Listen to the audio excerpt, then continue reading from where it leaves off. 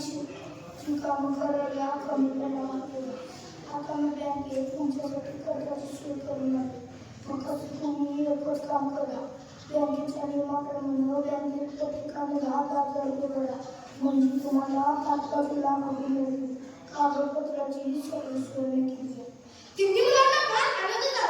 प्रत्येकाच्या 10 करून 5-5 लाखाच्या कडे करत होते. प्रत्येकाने निश्चय केला काही करून बँकेत 10,000 रुपये भरायचे, परंतु पैशाचं जुळवाजुळव का होईना झालं.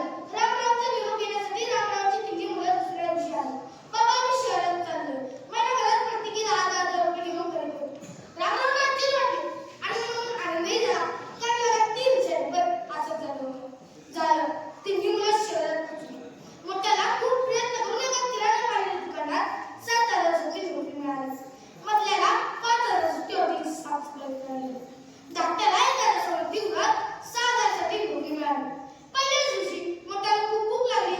शेंगदाणे होते ते शेंगदाणे उचलले ते तोंडात टाकले. मालकाने पाहिले. बिचाऱ्याचा अपमान केला. बिचारा खाली मान धरून पोटी उचलू लागला. मधल्याची तर वाटायला लागली होती. हॉटेलची साफसफाई करून बिचाऱ्याचे हात पांढरे भटक झाले होते. तेव्हा त्याला आपल्या मळ्यातील पाठ पडत होता. एवढं काम आपण आपल्या शेतातच केले असते तर, असा विचार त्याच्या मनात येतो. धाकट्याची का परिस्थिती वेगळी नव्हती बरं का. रसवंती गृहात उसाच्या रसाचे येणारे पैसे पाहून त्याला आपल्या मळ्यातील ऊस आठवण आली. त्याला बोलत ऊसाच्या मुळ्या उचलून बिचाऱ्याची कंबर दमच्यात पोच होती.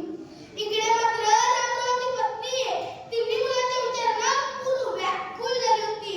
रामराव तिला धैर्य देणारे. अगं, पोरं काय वनवासाला गेली नाही.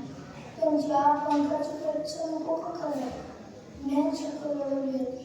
किती महिना महिना निघून गेला. महिनाभरात तिन्ही मुलं आपल्या अशाच पाहून घरी आली आणि आल्याबरोबर रामरावचे पाय धरले.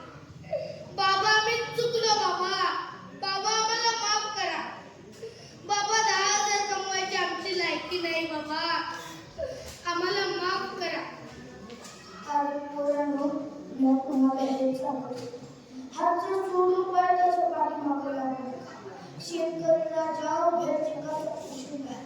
तुम्ही एवढं काम आपल्या शेतात केलं असतं तर आज तुमचे बाबा आम्ही चुकलो बाबा. बाबा आम्हाला माफ करा.